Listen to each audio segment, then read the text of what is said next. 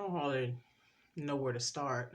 Um, I definitely do not have a superior opinion above anybody else's, and I just have thoughts and um, thoughts just like everybody else.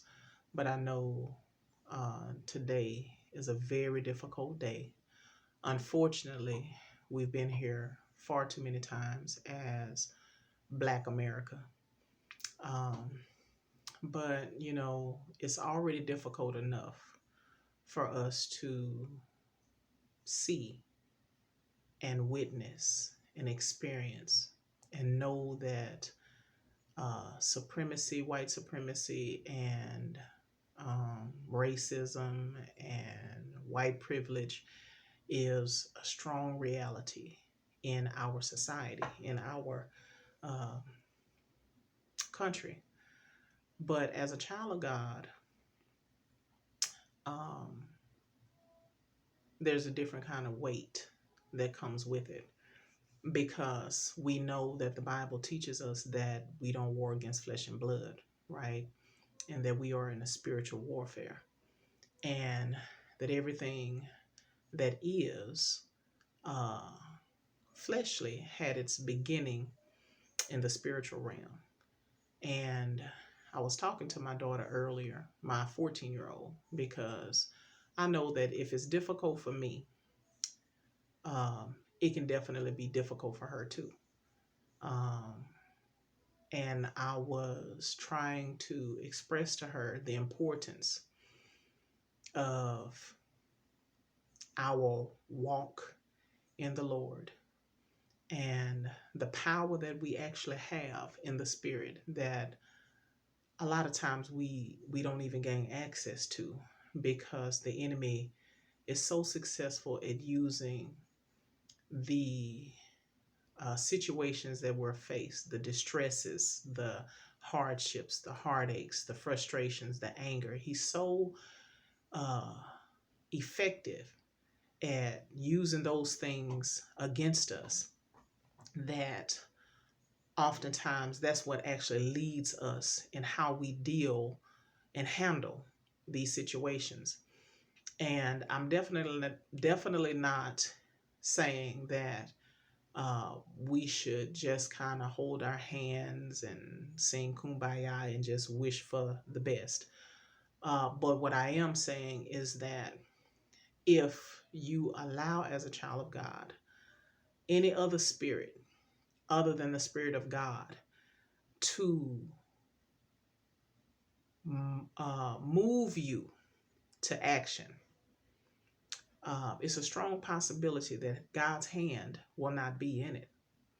And that when he says in Romans 8:28 that all things work together for the good of those that love God and are calling to his purpose, if you are not aligned with his purpose in how you move forward, how you navigate through these distresses, it's a strong possibility that even in the having the best of intentions, you moving forward outside of God's purpose, outside of God's will, outside of um, allowing God to lead and guide you, having the right heart set that moves you forward, it's a strong possibility that those things won't work out for your good. And my concern is that the enemy is using these things to frustrate, to provoke the people of God to fear so much that we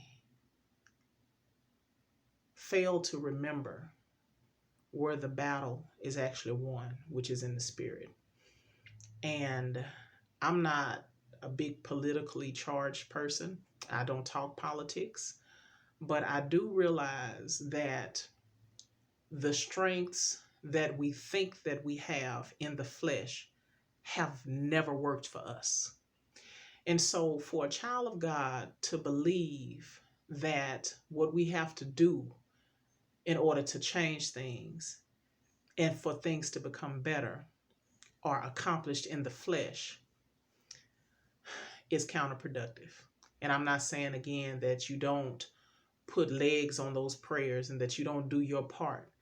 But the reality is, God is the only one that's still in control.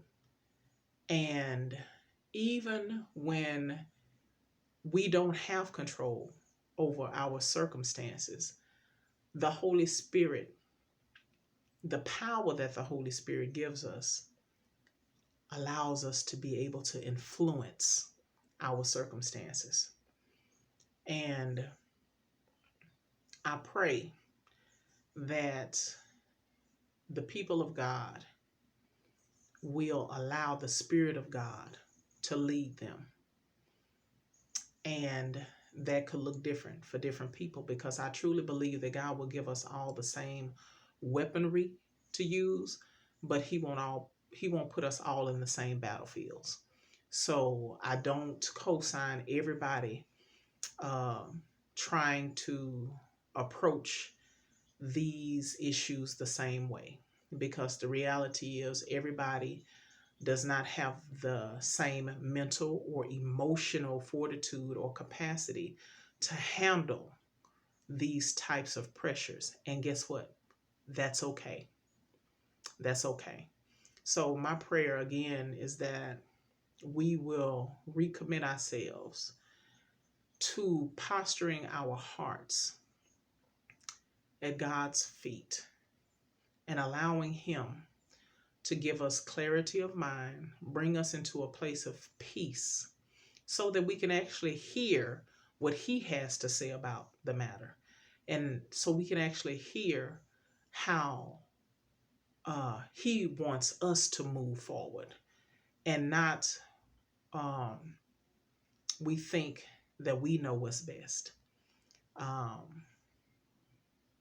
And I think that the flesh and fear and frustration and anger and being exhausted, if we're not careful, can put us in a place where we are praying to God about what we're going through, but we're not praying and asking Him to lead us in what we're going through, to guide us in what we're going through. And the last thing that we need is for us as people of God to separate our will from God's will in distress, in frustration, and think that God is necessarily co-signing the moves that we are making independent of His counsel. And so I think that we have to be extremely careful and cautious in how we move forward as people of God, as counselors, as teachers, as pastors, as preachers,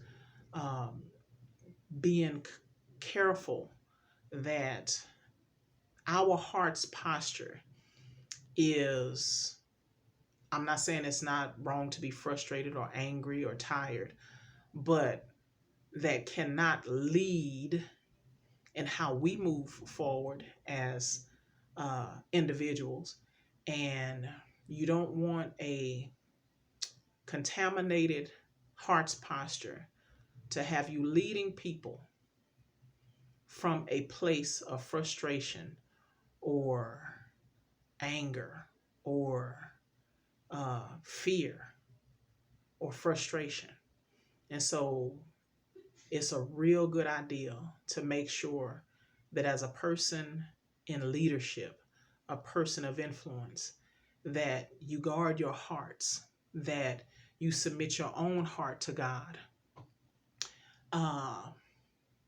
and be honest with where you are, so that God can expose you to yourself, and so that we won't make the error of being blind leading the blind, because I truly desire for Romans 8:28 to be manifested even in racial injustice. I desire for this to work out for my good. And I just truly believe that if we submit our will, our emotions, our hearts to God, and allow Him not to just comfort us where we are, but to lead us to where we will go, that God will truly be glorified and that we can remain in His will, even struggling um, with what we're struggling with. So be prayerful for this country, sure, for this nation, for the government, sure, but be prayerful for yourself. Be prayerful for yourself. Make sure that this hurt, this frustration does not contaminate your heart to the point that you feel justified being outside of God's will, to the point where you think that you are in God's will because you're praying about it, but you're not. That's a dangerous place to be, specifically as a person of influence and a person in leadership, that your hurt and your frustration is not leading you as you lead people, but that your hope, your faith, your trust in God is actually leading you. So that's my prayer.